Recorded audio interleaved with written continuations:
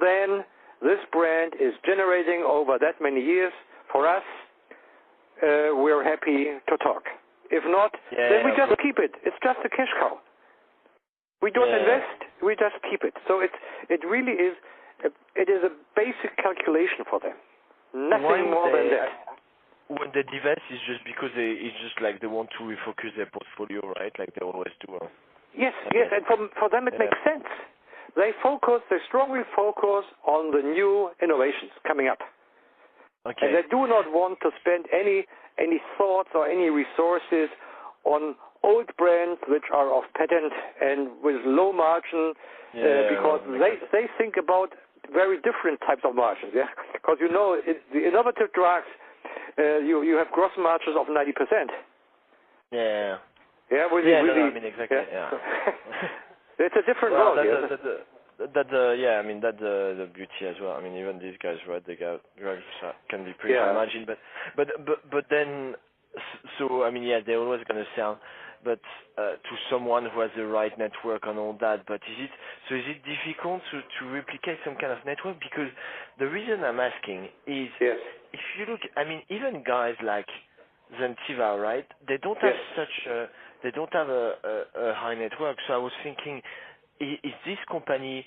I mean, I guess I got two questions. First one is really how difficult it is to replicate, and how attractive this company could be for players like Zentiva, for example, who want to, who want to develop their,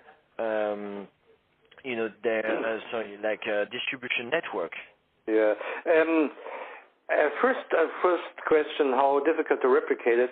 I think it is doable, but it takes time because you've got to build the network. If you have an established network, it is fairly straightforward. But if you do not have such a network, it takes years to build it up, to build up the trust. Yeah. So there's value in having such a network. And this is one of the, let me say, the most important values for a business development expert. Yeah. So for me, working in business development, the network is critical. It's more valuable than anything else at the end of the day. Yeah, but I mean, that's exactly how I'm looking at this company for now, to be honest. It's just like a network, distribution network. And so hence my But it's not question. unique, It's not unique. If you have experienced business developers, they do have the network. So you do not, so it is valuable but not unique. Okay. Yeah? And how valuable would this company for let me say for a kind of Zentiva? I think they wouldn't fit at all, because Zentiva, generic player focusing on their key markets. Not we talked about the markets here, but basically focusing on some key markets. Whereas Chepler Farm has a focus on brands and no regional focus whatsoever. They acquire the brands, and if these brands are being sold in 10 countries, they have sales in 10 countries. If it's 100 countries, they have sales in 100 countries. So it's not a decision. It obviously doesn't seem to be a decision criteria for them.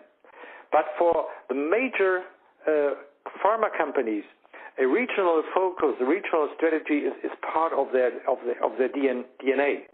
Yeah. Okay. But I mean, if we look at a company like Concordia, because they were always saying that it's not a surprise. They wanted to buy Rimser at some point, I think. I'm not too sure why, but basically they kind of always said that they could do with buying a platform to be able to sell the product in more geography, because I know Zentiva is slightly maybe a different animal, but it feels like Concordia, a big part of their plan was to actually say, okay, we got this drug that we can just sell in more geography and leverage a bit on your market authorization. I have some doubts, because you see, if we're talking about a company with own affiliates, with own structures in the markets, yes. But if we're talking about Chepler Farm or Rimser, it's third party, It's third party distribution in most markets. And third party distributors, you can go there, you can discuss, you can negotiate with them. For them, it's business.